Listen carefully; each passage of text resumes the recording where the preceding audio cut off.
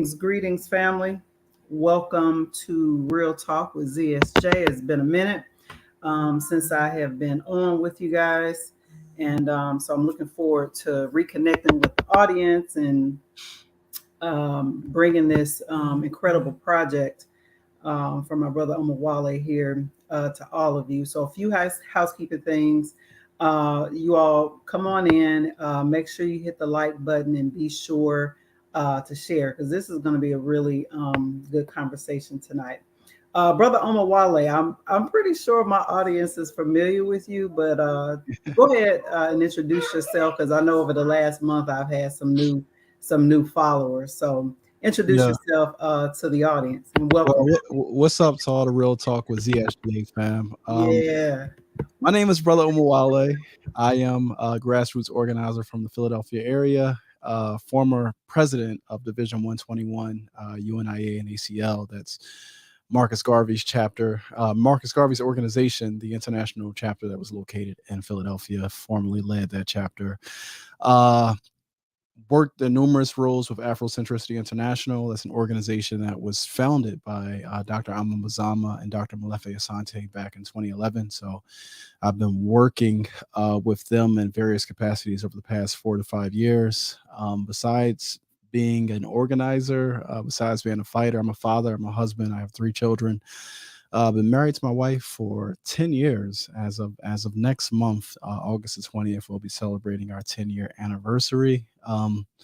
What else do I do? I guess professionally, I'm a CPA, but my passion is our people. And I'm a writer, I'm a storyteller. And for me, one of the most effective modes of storytelling, of uncovering our history, is through the vehicle of documentary. So I actually put out my first documentary film project back in November of 2020. It was called The Un-American Dilemma. So if you haven't checked that project out, you can definitely check it out today. Make sure we can put the link in the chat too. Yeah. I'll pull it up over here and drop it off. I'm in my Zen space right now, and I had therapy today. I have like biweekly therapy. So to all the Black men who are out there, I organize a collective called Cobra Calisthenics, and that collective is all about rehabilitating Black manhood. So we focus on mental, physical, spiritual, and character. So we convene on a bi-weekly basis every first and third Friday, where we have our brotherhood reading cipher. Sometimes we focus on the reading, sometimes we just focus on life. You know what I mean? A lot of us are at various different stages of life, but we have conversations to support one another. And then every summer, it actually just started last summer, so this is the second summer, but we have this Cobra Calisthenics physical training that we do. It's supposed to be like a 15-week period, but it's a little bit longer than that. It starts the weekend of Juneteenth, so it goes from June the 19th through October the 2nd, which is Nat Turner Day. Every Saturday, the brothers just come together and we work out. We get out in the park, we train, we support one another. And just the concept behind that, right? The theme that I've been going with, I call it like a wounded warrior workout.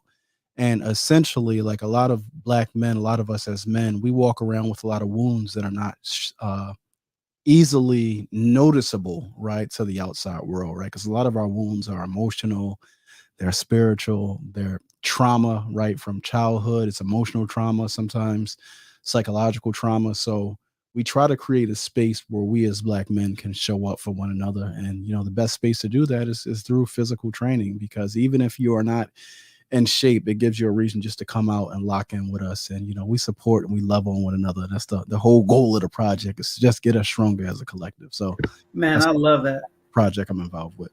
Yeah, no, I support all the work that you've been doing, and this is really a good segue, right, into this new project that I am personally very very excited about and have contributed to, and want to be sure that we lift it up. But welcome everybody. I see Tiffany is here, Jadorian is here, Brother Wisdom Bars is in the building. Yeah, the Sappho gang in the building. The Sappho game, they coming in. Make sure y'all share this. Y'all already know when me and Brother Omowale get together, it's gonna be something good. Absolutely. But yeah, y'all let us know where you all are viewing from. Right now, I'm in Facebook jail, so I am not streaming from Facebook right now, but we are streaming on Twitter and Rumble. So I don't know how many of our folks are over on Rumble, but Real Talk with ZSJ is also over there.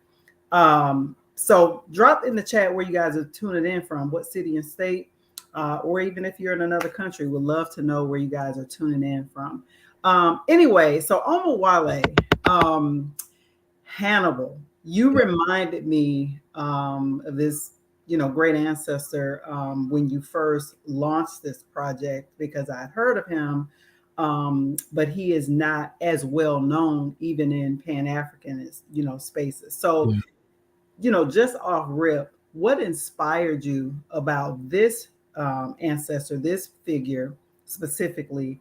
And then why did you decide that his story and the story about Black food sovereignty in general needs to be told?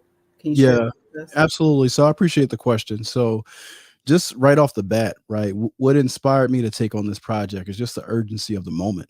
You know what I mean? The urgency of now, right? When we look at the situation playing out in Black America, when we look at the situation playing out globally, right, but with Black America as a backdrop, right? These food shortages that are coming down the pike are very real. I know a lot of us sometimes we don't like to pay attention to things that we feel like are like it's like far off in the future, but no, like inflation, the recession, the food shortages. I mean, we all saw the baby formula shortages that were happening.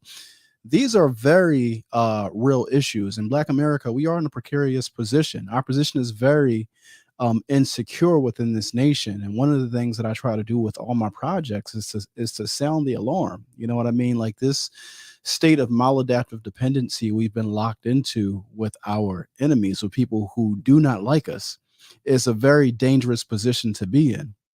You know, for some reason, a lot of us have it in our minds that this state is going to protect us, that this state is going to shelter us, this state is going to feed us. And just historically, that has not been the case. And a lot of our ancestors have understood that, but more important than understanding it, they've taken on the mandate of solving that particular problem, right?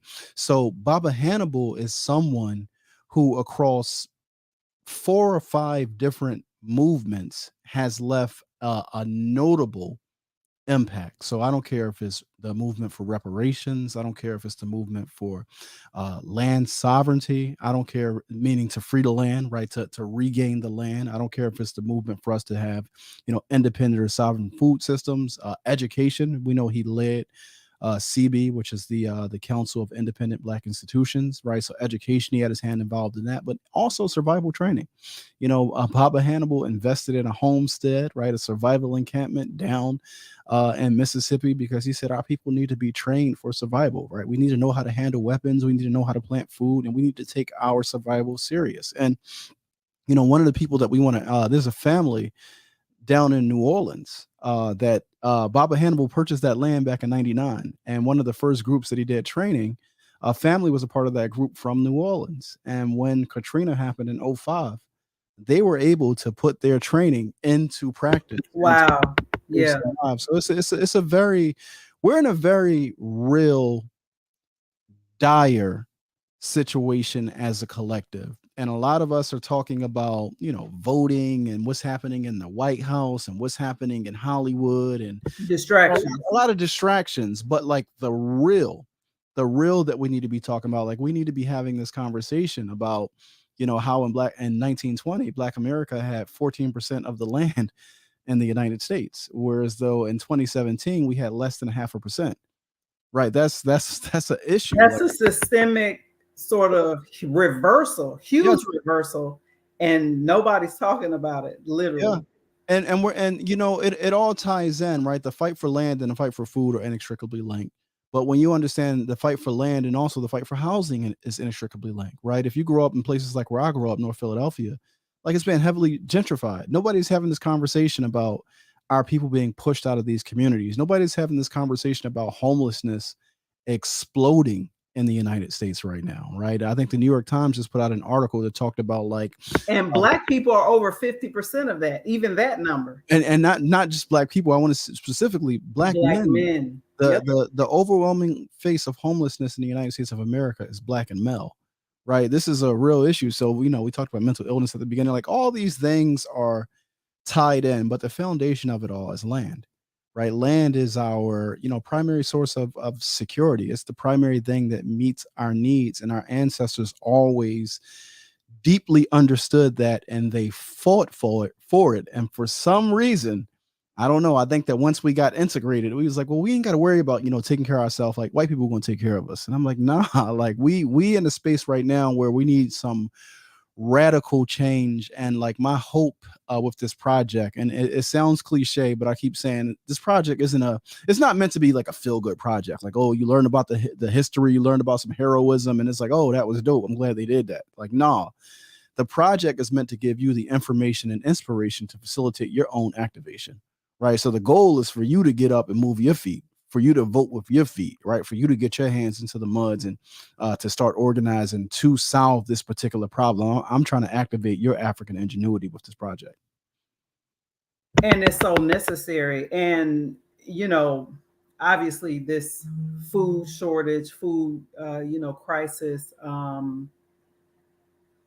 is, I'm trying to figure out how to say this because these social media sites are so sensitive. They'll take your channel. They'll do It's all orchestrated.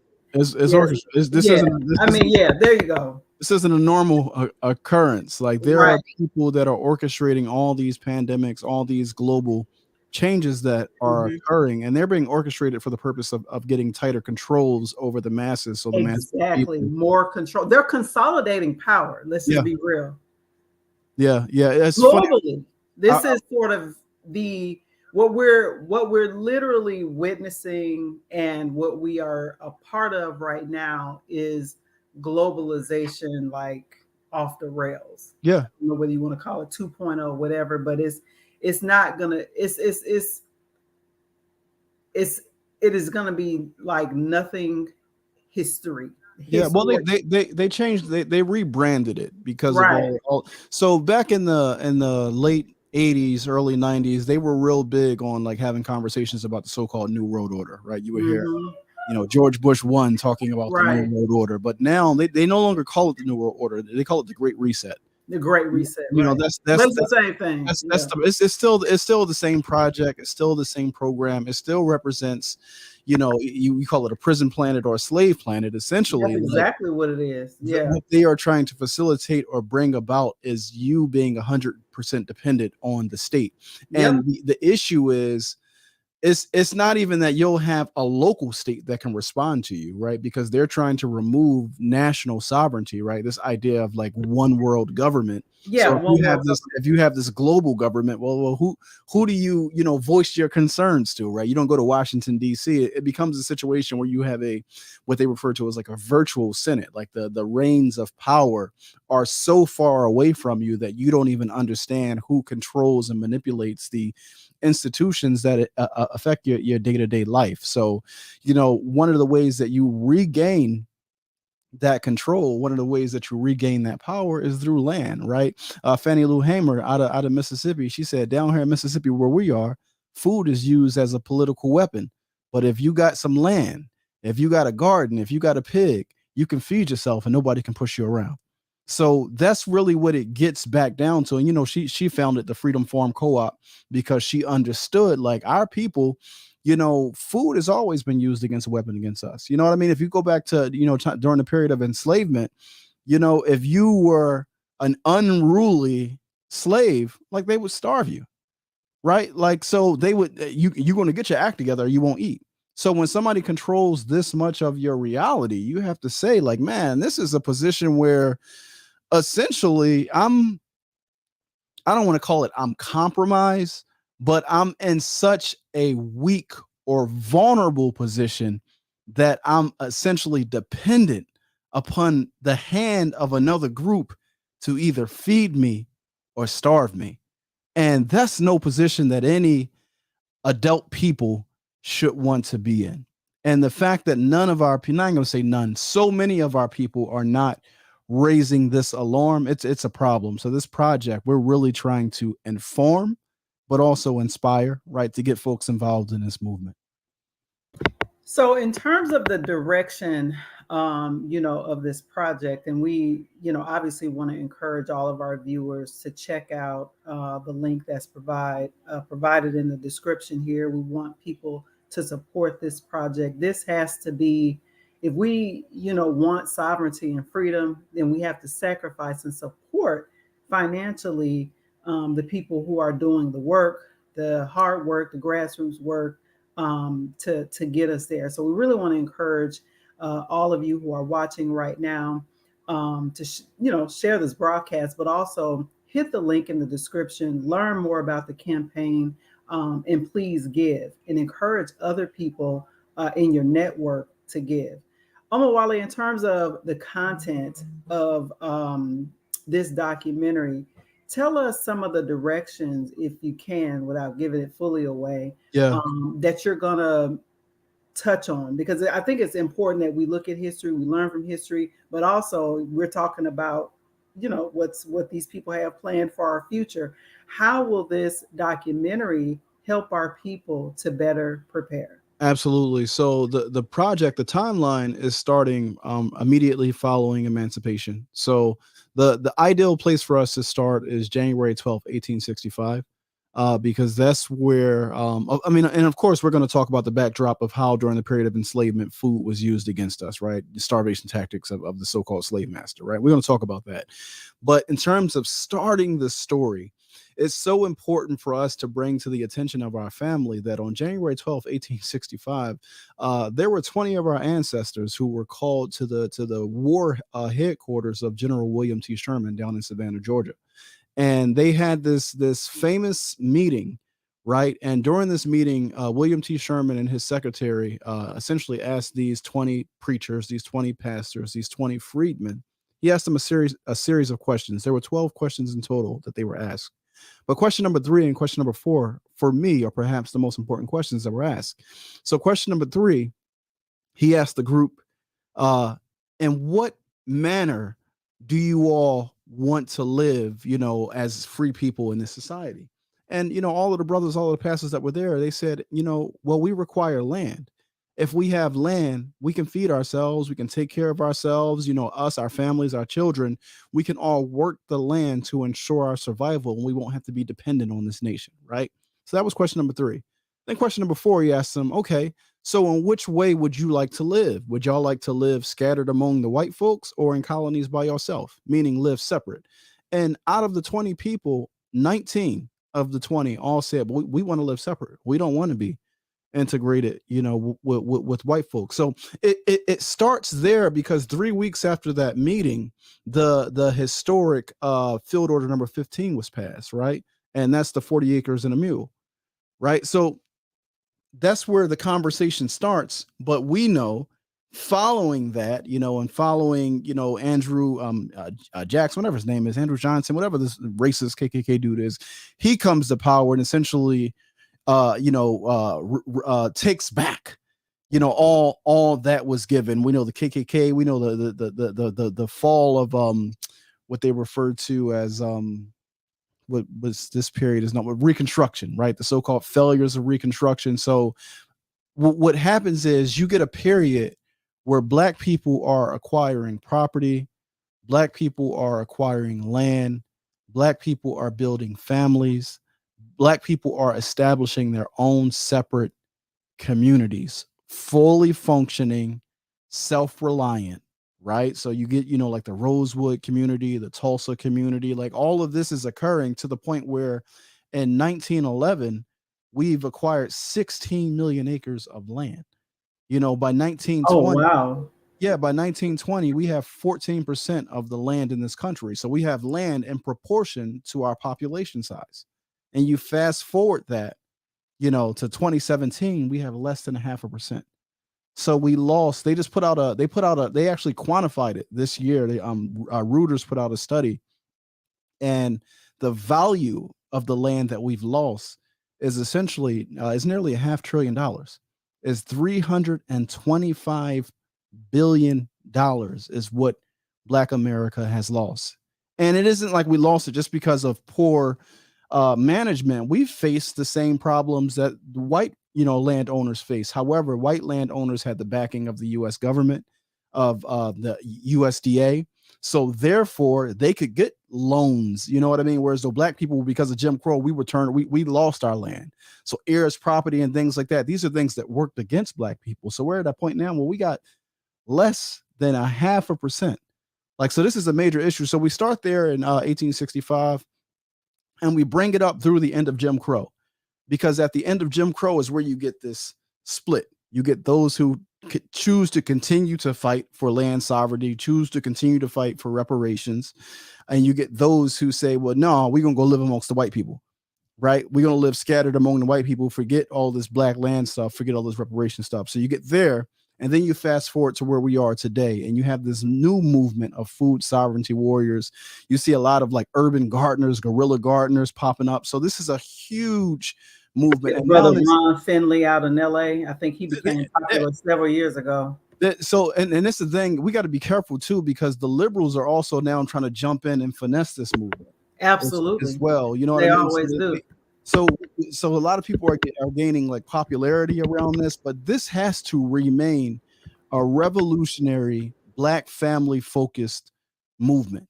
And it has to remain centered around land and sovereignty, right? Baba Hannibal, I have a quote from Baba Hannibal right here. He says, our quest must be for national sovereignty. Otherwise, we are condemning our children to be slaves, right? So he was always clear that, if you can't feed yourself, if you ain't got the land, like, what are you doing? And one of the beautiful things that's happening right now is that so many of our people in the United States see our future once again being in the South, right? Some of us still have family in the South. Our family has land. So a lot of us are like, okay, how do we actually go back and create these so-called black colonies? How do we create these black spaces in the South, and what struggles, what fights do we have to engage in, and what are the best ways to do it? And I'm going to tell you that fight is not going to be had as stooges of the Democratic Party. So you got some people like, I like the argument that Charles Blow put out in terms of for like, how do you get political, the devil, the book he put out.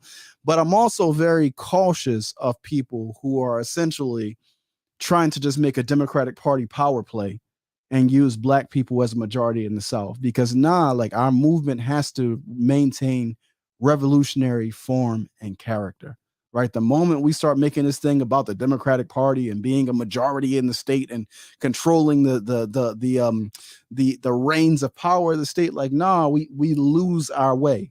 We have to figure out how to erect our own institutions of government, our own institutions of power, separate and apart from. Now, I'll acknowledge that, there have been folks long before Charles Blow. You had the Republic of New Africa, but they were not trying to, essentially use the Democratic Party to gain power in the South. They said, no, we're going to sign our own statement of independence. We're going to form our own government. They call it I was going to say they formed their own government, a nation within a nation. Exactly, the provisional government of New Africa. So you had them, and then you had in the 80s and the 90s, you had the formation of NAPO, the New African People's Organization, and out of that, the Malcolm X grassroots movement and some other organizations, I forget Chokwe Lumumba's org, but they came up with this thing called the Jackson-Kush Plan. Right. So Cooperation Jackson. So the Jackson-Kush Plan is basically a plan for establishing dual power in the South, starting in Jackson, Mississippi, right? So establishing power within the system and power outside of the system, and these two working together to essentially change the dynamics. But Jackson, or the so-called, the Kush district, right, becomes the area where all of our efforts should descend on to actually build a working model or a working colony, whatever you choose to call it. So we saw Chokwe Lumumba become the mayor in Jackson, and now his son Chokwe Lumumba Jr. is the mayor down in Jackson. So there's a lot of energy in the South, and the beauty of it is, you have people who are nationalists, you have people who are revolutionaries, you even got integrationists, you know what I mean, your Democratic Party folks, who all see the value and us convening once again in the South and organizing our grassroots power there. So in that regard, there's also a recipe for disaster in the making, but those of us who are serious have to do the work of building organization, because that's the only thing that staves off mass confusion. So there's going to be some confusion because That was going to be my next question. we're So on a this is, sinking ship. yeah, We're on a yeah. sinking ship, and Speak people, to that more. Yeah. yeah, because you got to understand, when people out of fear, out of anxiety, due to the economic pressures around them, sometimes we just act because we're afraid. Like we you know what Dr. Clark said, a drowning man will grasp at anything that looks like a rope. And you got to understand that our people are drowning, our people are suffering. So it's like if you're in the pool with somebody and you can't swim, and you go trying to save them and they can't swim, they end up, because they're so afraid, they'll pull you under. And that's what's happening with a lot of our people. A lot of our people are floundering around in this economic ocean, and they're just creating chaos and disaster for the broader community, because they don't have that ability to take that sober assessment, to be calm, like, okay, this is a problem. We've dealt with it before. What are some of the solutions that our ancestors tried to lay out? What went wrong? What went right? What can we use? What can we leverage and bring forward? Right? That's where you get into that very calm, intelligent assessment of what is and what ain't, and what you need to be doing in this moment. So for me, I say the urgency of now and the urgency of this moment. One of my contributions, just aside from the work that I do, the grassroots work, is this storytelling. It's this documentary creation that's meant to bring the information to the people in a way where you ain't got to read 1,000 books. I'll go and get the experts. I'll convene all the experts. I'll go get the organizers. I'll put them right on film. I'll let them tell you the story. And then you can get activated right away just by sitting down and watching a 90-minute documentary. Absolutely. So I know that, what you just spoke to is real. And I guess, how can people who are listening, right, in addition to obviously financially supporting this project, in what other ways people who are nationalist minded, sovereign minded, um, can support this effort? What other ways can we be supportive in making this project come to life? Well, there's two things, because this project is bigger than me and is bigger than this project. Education and participation are key. If you are a Black person, there is somebody right now in your city, in your local community, that's working on the issue of food.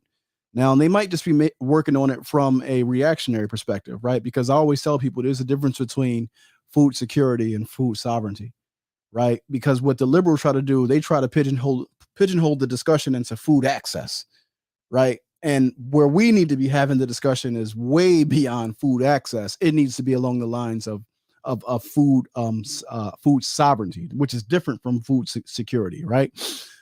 So education, meaning educate yourself about where things presently stand in terms of Black people, our dependence on the different food systems, the state of the different food systems. The Guardian put out an article on May 19, 2022, saying, the name of the article, it was I have it here. Give me 1 second. I think I have it here. If I don't have it, I'll tell you the name of it. Okay. The name of the article was put out May 19th, 2022. It said the banks collapsed in 2008 and our food system is about to do the same. And so they were just breaking down, the pending collapse of the global food system. So educate yourself on that. And then the participation part. Who are the people in your community that are working right now to solve the food problem? Get involved with them in some way, shape, or form, and get an understanding, is their solution sustainable? And I'm going to tell you, the only sustainable solution for the food issue is land. If right now you are getting your needs met by, you got some non-for-profit dropping off boxes of food in the hood, drops boxes of produce, that's not sustainable. Right? The moment that faucet turns off and the last drips come out of it, okay, you still got the same problem. Right? So until you are sovereign, until you have the land, the issue still remains. So education, participation, get involved in this particular movement. And the more you know, right? The more you know about the particular issue, the more you can inform and influence the strategy of people who are doing the work. But you got to be involved with it in order to influence it. You've been talking a lot about land, and I would be remiss not to bring this up. We know that Bill Gates has been consolidating and buying up huge swaths of land Yes. across the country. How then do us as a group, in terms of African Americans, who not only have less than 0.5% of the land, but in terms of wealth, we're damn near at zero when it comes to that as well. Wealth, of course, is different from income for people who are listening. Um, how do we, how, in this moment, what do you suggest? Not saying that you have all the answers. What Mhm. do you suggest knowing that reality in terms of how we get to food sovereignty if we literally have one white man, one white billionaire who is running around the country, and the media, right? They are just asleep at the wheel or Mhm. completely a part of the plan or something, because no one is interrogating why this man is running around the country and the world even buying up all this land. Yeah. Yeah. So, For what? I'm glad you brought up Bill Gates. Yeah. He's absolute. Well, we know that he's getting involved in all the aspects of control. So he's involved with the production. I don't want to say the production, but the promotion of the vaxes. So he's heavily But involved his in. foundation funds the World Health Organization and a lot of these. So no, he Yeah. is involved. Yeah. So we know he's there, but the food thing,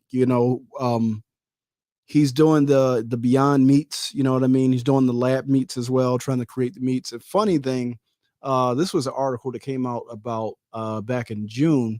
It said North Dakotans are outraged as Bill Gates, I the saw that. largest private farmland owner in the U.S., apparently buys a $13.5 million potato farm. Now, here's a funny thing. Back in January, Reuters or the Guardian put out an article that said what the United States should be expecting a potato shortage. And then you got Bill Gates, on the hills of that. Now he's out here acquiring, potato farmland. So it's very interesting. But the reality is this: we can be upset about it, or we can do something about it. And the only way for us to do something about it is to get organized, right? We have to get organized. We have to plan, plot, and strategize. We have to put our funds together. We have to, really, because this is a long-term, protracted fight. You know what I mean? You're not going to do anything to change this venting on Twitter, venting on Facebook, venting, on Instagram, or posting, videos with scary music. You're not going to do anything. Like, so you can be upset or you can do something. You know what I mean? Some people will say, well, you can be both. Okay, yeah, you can be both. You can be upset and do something. But the point is, if you are going to do something, it has to be done through the vehicle of organization. Now, the state of Black organizations, particularly revolutionary organization, is not in a good space. This is a space I that is. think we're at our weakest point in terms of revolutionary organizing. Yes. We're at our weakest point I'll say in modern history. Absolutely, but even just general uplift organizing. I was reading Booker T. Washington's his book. He has a book called My Larger Education, and he was talking about the work that he was doing to try to get the Tuskegee, Institute created. And of course, he went to the white liberals, but he talked about his work amongst the Black, larger Black public to get the work supported. And there were three institutions that were critical. It was the Black church, the Black press, and the Black fraternal organizations. So you look at those institutions today, I mean, those are all auxiliary camps of the Democratic Party. So if you go to them to try to get them to do anything, they'd be like, well, what are you doing for the Democratic Party? And if the answer is nothing, it's like, well, then they're not trying to talk to you.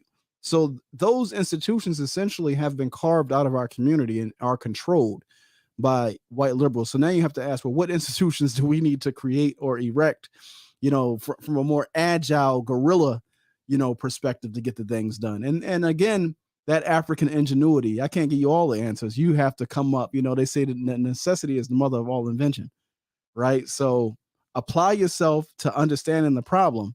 And once you do that, you'll start to come up with some creative solutions. And I'll tell you a secret: the solutions that you come up with, what's very beautiful is that once you start examining the problem and then you start reaching conclusions and then you start studying history and be like, oh, damn, Malcolm X reached that conclusion. Oh, Amos Tversky Right. reached that I've conclusion. noticed that Oh, too. Marcus, like Yeah. you start Ain't realizing nothing that new under the all of these sun. people studied the same problem you've studied and they all reached the Came to same the same conclusion. conclusion.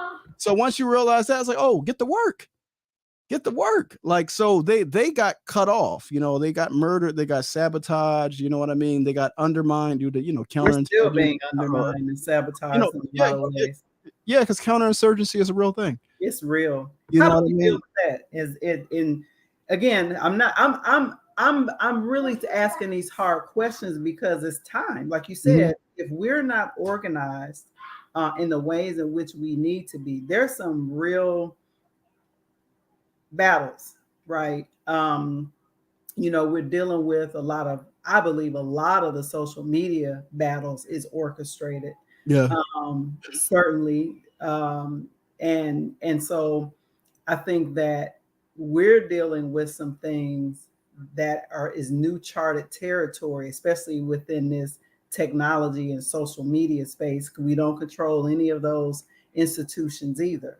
yeah. Um, and So censorship is also through the roof, and we have a government who I want to go here. Let's just go here. go ahead. Do you think? Um,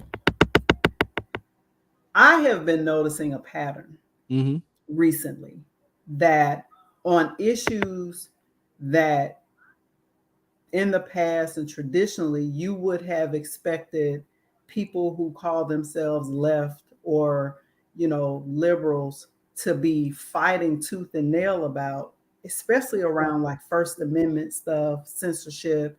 Like now it's the conservatives that Yeah. are fighting around these issues. What do you make of that? And it's so confusing because now I'm seeing liberals. I just thought the Democratic Party was like, you know, shout out to the corporations that's funding, travel for women to get abortions. And I'm just like, Yeah. something has changed. When did it change? Yeah. So what's happening is the conflict that we see playing out between the so-called conservatives and the so-called liberals also plays out in what's known as this conflict between the nationalists or the globalists. And ultimately, what the globalists are looking to achieve is global control. Now, it is fascism, full stop. But because it doesn't look like, the so-called right-wing fascism of the 1920s, people are looking at it like, no, these are just niceties. Like, you should want to be on board with that. You should want everybody to be vaxxed, or you should want everybody to have a vax passport to be in society. You should want people to be economically safe. That is so wild. You know what I Right. mean? So it's like people's minds have been completely like hijacked by this new reality. Now, the conservatives, the beauty in it is that in many ways, the white folk, the white conservatives are the last, dare I say, bastion of hope in terms of the floodgates for some of this more nefarious stuff from washing away society. I don't want to get into like the details of all that because a lot of people are not ready for that conversation. And a lot of people are having that conversation from an emotional perspective because most of their inputs just come from some type of social media timeline. So most people are not having it from an informed perspective. They're having it from an emotional perspective. So I don't even know if it's helpful to have the conversation, but I do Right. agree with your assessment. Exhibit A. The tables have definitely turn, because I said a while ago, I said like Yeah. black America, there should be no way that January 6th was led by anybody but us. Like Okay. we should have been the ones storming the Capitol. Like, what are They we keep doing? Like, killing us like we should have been the ones, how right? do we let them do it? You know what And I mean? you, Like, yeah, and you got all these people, so-called like the people who used to fight the government. When you think about the hippies and all them, now these are everybody pro-government. What? yeah, It's yeah. so confusing, yo. It's hippie fascism. It's this Hippie new fascism. it's a weird space that we're in. But listen, you asked the question about how do we get to this work and how do we address it? And you just got to understand the nature of asymmetrical warfare. And one of the things that's beautiful about Baba Hannibal, his life is a demonstration of one of the solutions that we've always sought to use. And that is the fact that Baba Hannibal was a 21st century / 20th century Maroon. So you said like a lot of people don't know about him. A lot of people, even in the Pan-African community, don't know about him. Explain what a maroon is for people who don't know. So a maroon is basically it's a bastardization of the word maroon is a bastardization of the Spanish word cimarron, which means runaway, right? So during the period of enslavement, Black people, African people who fled from the plantation established settlements away from the plantation known as maroon colonies, maroon settlements. And from these settlements, oftentimes they would launch raids and military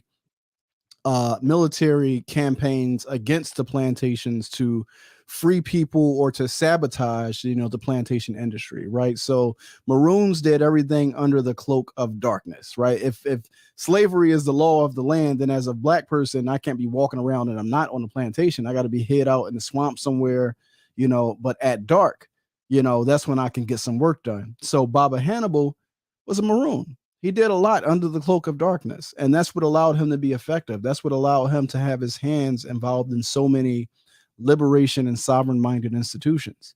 So in a lot of ways, that maroon warrior consciousness has to be brought back into the conversation, because not everything you're going to be able to do. Some elements of the movement have to be underground. You need, Huey P. Newton used to say, you need an underground element and an above ground element. The above ground, gives you the party's, platform, what we're about. It brings people in, but the underground, that's the underground. Just like we had an underground railroad, but you need both in order to get something done. No, that's real. And I appreciate that. And that's, to me, I feel like that's a huge part of the answer to a lot of, what we're going to be faced with now and in the very near future. I want to see if anybody's watching, see if anybody has any questions for you. So for those who are listening, we appreciate you all for being in the building. Please drop questions. I want to read something too, because absolutely. Yeah, go ahead. I just want people that know, they can ask questions. We're at that point in the program to ask questions. So, go ahead. Someone asked me yesterday, why are we using the hashtag from freedom to famine to promote the campaign, to promote the project? And I said, because a part of this project is telling our untold freedom story, right? The part of our emancipation story that wasn't told, right? For an example, there was a book that was put out in 2012. The name of this book, I want to tell you what it is right now. It's called Sick from Freedom, African American Illness and Suffering During the Civil War and Reconstruction. And the author argues that between the year 1862 to 1870, right, during this 8-year period, nearly 25% of our emancipated ancestors passed away due to starvation and illness, right? That's a part of our history they don't talk about. We lost nearly 1 million people because of starvation and illness. Like, why isn't that talked about? And I was doing research just for this project. And if you go to the Library of Congress, there was a popular song. Like, they always got a song for us, right? During the 20th century, as every nation got a flag except the coon. You know what I mean? They always making fun of us. But during this period of Reconstruction, there was a popular song going around, and you can go to the Library of Congress and find it. And the name of the song, it was called "Who Will Care for Niggers Now?" Right? And if you let me, I'll share my screen just really quick so I can show it to folks, just so y'all can see it. I have it here, but you can. Yeah, as soon as it pops up, I got you. I'm gonna share it right now, so y'all can see it. So the name, so if y'all go to the Library of Congress and just type in "Who Will Care for Niggers Now" online, wow, and the Library of Congress song sheet will pop up. But this is what it says: "Who will care for niggers now?" A parody on "Who will care for mother now." It says, during General Grant's Southern campaign, an extinguished American citizen with the African scent, who had been forcibly relieved from his master's corn crib and bacon stack, on which he was wholly dependent for support, was benevolently permitted to starve to death, with thousands of others by the abolitionists. And just before this desirable consummation, he was heard to give utterance to the following soliloquy, which was taken down in shorthand by the chaplain of the regiment. So this is the song, and this is them. They're laughing at us. They're laughing that so many of our people are dying from starvation. This is the song. It says, "Listen to me, plantation niggas, as I in this mud hole lie. Though I feel starvation rigors, let me say a word and die. Niggas, does this look like freedom? I can't see it anyhow. Blacks are fools and white folks lead them, but who will care for niggas now?" Chorus. "Look here, niggas, I am dying. See the death sweat on my brow? This some freedom, no use crying. Who will care for niggas now? Some say niggas good as white folks, Gizzard Foot and Ebo Shin. Don't believe it, 'tis a tight joke. Handsome, but you can't come in. Will live well you lived on old plantation, earning with a sweating brow, plenty clothes and plenty ration, but who will care for niggas now?" Chorus. "White folks say they give us freedom. What they give us is all my eye. Free to suffer, free to languish, free to starve, and free to die. No potato, corn cake, bacon.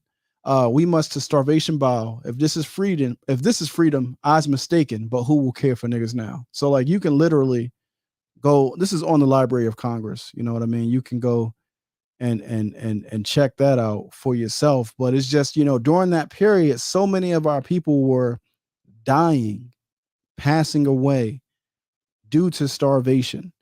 So this fight for food sovereignty, this fight for us to gain the land so that we can take care of this starts way back then, and it goes up It's until real. today. It's a real fight, and this documentary project is looking to bring it to life so we can get more of our people involved and informed and participating in this fight.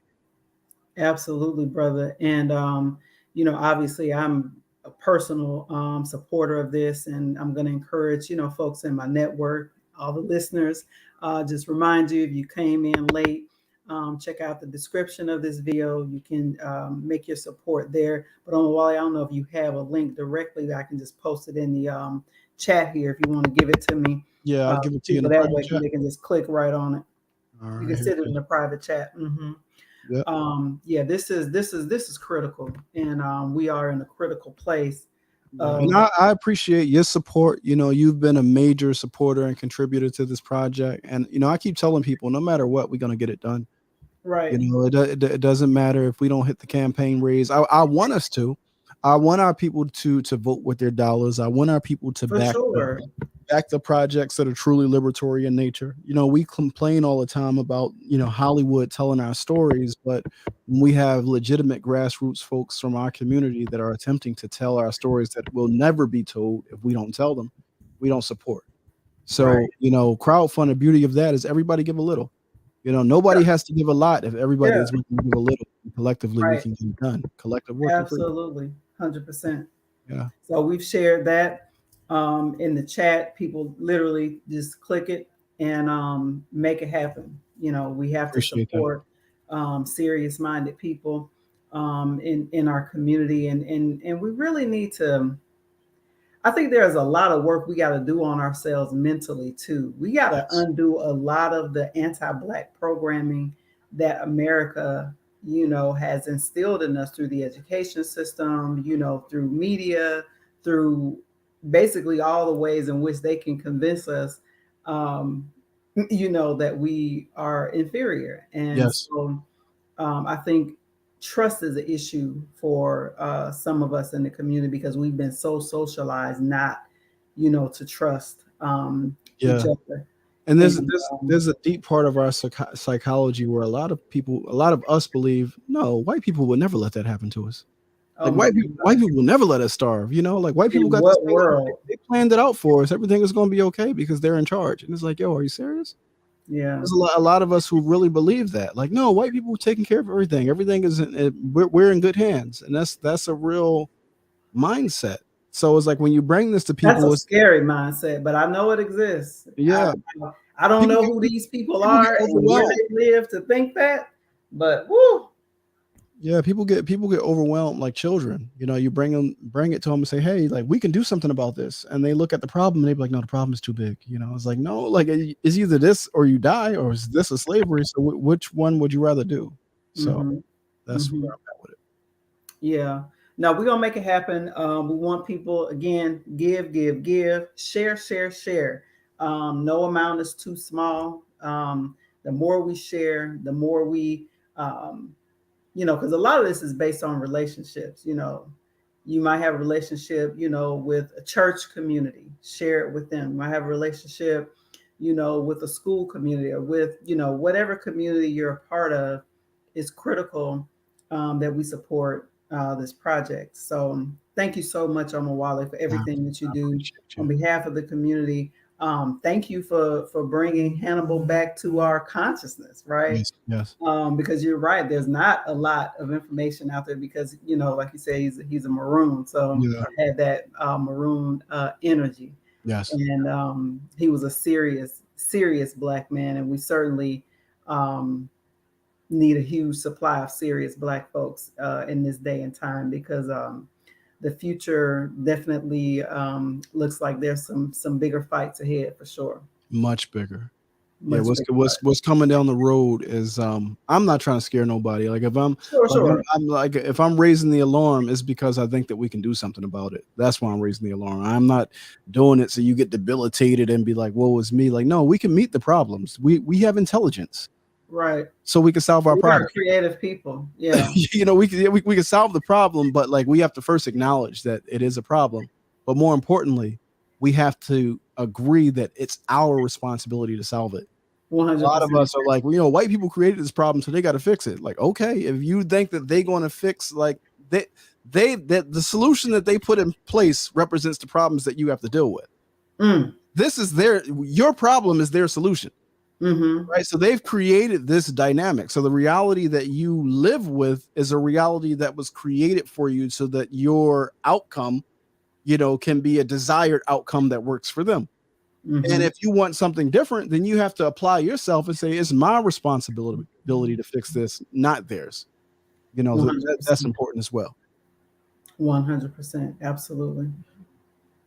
Well, brother, this has been great. Again, appreciate you. Appreciate all you do.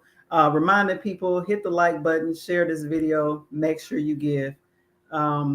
Thanks, Omowale. Any final comments before we wrap? That's it. If you're looking for me, you can find me everywhere online at Omowale Africa. My website is omowaleafrica.com. If you want to reach out, I'm at info@omowaleafrica.com. Sister Zakia, I appreciate all of your support. Appreciate you offering the platform to the Real Talk with ZSJ family. I appreciate y'all tuning in, and everybody who has it to support and give, I appreciate it. And even if you have a desire to support and give, I appreciate you as well. 100%. Until next time, y'all. Peace. Peace.